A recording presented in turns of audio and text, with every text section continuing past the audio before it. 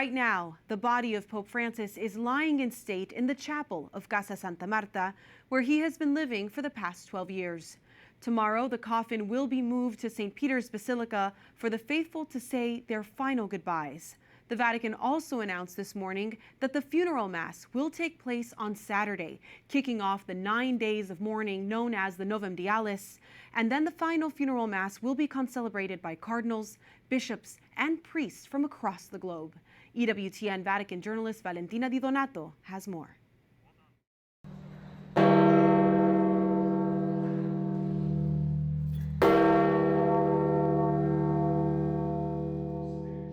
After the news of Pope Francis's sudden passing on Easter Monday, the Vatican has now released the first images of the Pope lying in state in Casa Santa Marta, wearing a white mitre, red chasuble, a rosary in his hands.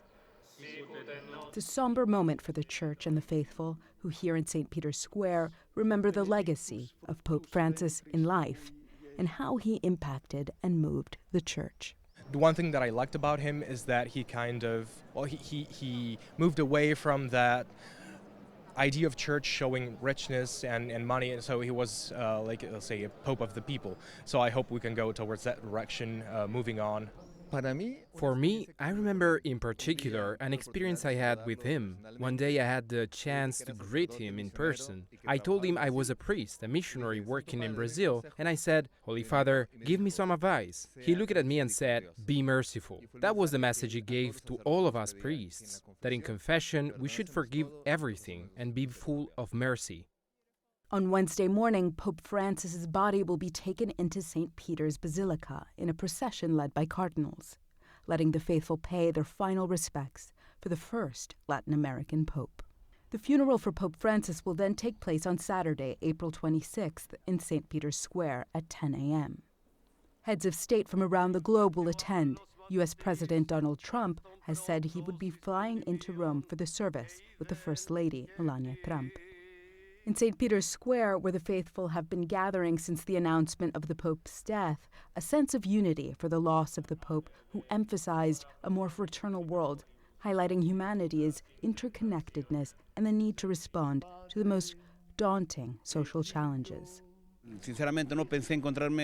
Honestly, I didn't expect to find myself in Rome at the time of Pope Francis's death. But beyond the sadness, I really believe we are part of world history. Being here at such a deeply sorrowful moment, this really is something to remember for the rest of one's life.